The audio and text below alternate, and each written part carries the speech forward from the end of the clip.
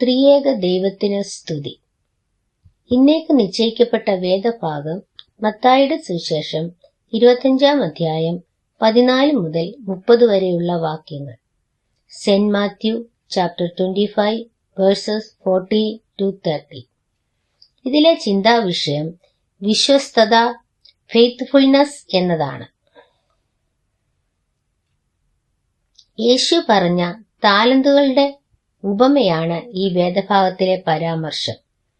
നമ്മുടെ ചിന്തയ്ക്ക് ആധാരമായി 21-ാമത്തെ വാക്യം വായിക്കാൻ ആഗ്രഹിക്കുന്നു. അതിന് യജമാനൻ, നല്ലവനും വിശ്വസ്തനുമായ ദാസനെ, നീ അല്പത്തിൽ വിശ്വസ്തനായിരുന്നു, ഞാൻ നിന്നെ അധികത്തിന് വിചാരകനാക്കും, നിന്റെ യജമാനന്റെ സന്തോഷത്തിലേക്ക് പ്രവേശിക്ക എന്ന് അവനോട് പറഞ്ഞു. ഈ ഉപമയിൽ ആദ്യത്തെ 2 ദാസന്മാർ അവർക്ക് ലഭ്യമായ താലന്തുകൾ വിശ്വസ്തയോടും ഉത്തരവാദ ബോധത്തോടും നിറവേറ്റി. എന്നാൽ 3-ാമത്തെ ദാസൻ അവിശ്വസ്തനും മടിയനുമായി തീരുകയും ചെയ്തു.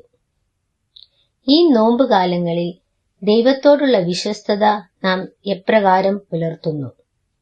നമ്മുടെ ദൈനംദിന ജീവിതത്തിൽ മറ്റുള്ളവരുമായുള്ള ബന്ധത്തിൽ നമ്മുടെ വിശ്വസ്തത എപ്രകാരമാണ്?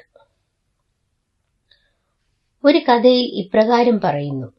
ഒരു യജമാനൻ വീട് പണിയാൻ ഒരു കോൺട്രാക്ടറെ പണം ഏൽപ്പിച്ചു. ഈ യജമാനൻ പിന്നീട് ദൂരദേശത്തേക്ക് യാത്ര പോയി. എന്നാൽ ഈ കോൺട്രാക്ടർ യജമാനന്റെ അസാന്നിധ്യത്തിൽ വളരെ വില കുറഞ്ഞ സാധനങ്ങൾ ഉപയോഗിച്ചും കൃത്രിമമായ കണക്കുകൾ കാണിച്ചും ഈ വീട് പൂർത്തിയാക്കി. ഈ യജമാനൻ മടങ്ങി വന്നു. അതിമനോഹരമായ വീട് കണ്ട് കോൺട്രാക്ടറെ അഭിനന്ദിച്ചു. ഇത്രയും മനോഹരമായ ഈ വീട് തനിക്കു വേണ്ടി പണിത കോൺട്രാക്ടർക്ക് എന്ത് പ്രത്യുപകാരം നൽകണമെന്ന് ആലോചിച്ചു.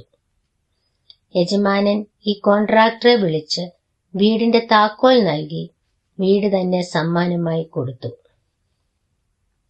ഈ കഥയിൽ നിന്ന് മനസ്സിലാക്കുന്നത്, what you sow you reap. വിതയ്ക്കുന്നത് നിങ്ങൾ കൊയ്യും. വിശ്വസ്തത വിതച്ചാൽ വിശ്വസ്തത കൊയ്യും. ഇപ്രകാരം ദൈവം നമ്മളെ ഏൽപ്പിക്കുന്ന ദൗത്യത്തിൽ നാം വിശ്വസ്തരായിരിക്കേണ്ടതാണ്. ഈ വാക്യം നമ്മളെ ഓർപ്പിക്കുന്നതുപോലെ അല്പത്തിൽ വിശ്വസ്തത കാണിച്ചാൽ അധികത്തിൽ നമ്മെ വിചാരകരാക്കി തീർക്കും.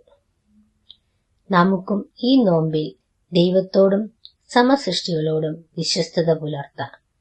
അതിന് ദൈവം നമ്മളെ സഹായിക്കട്ടെ. ആമേൻ.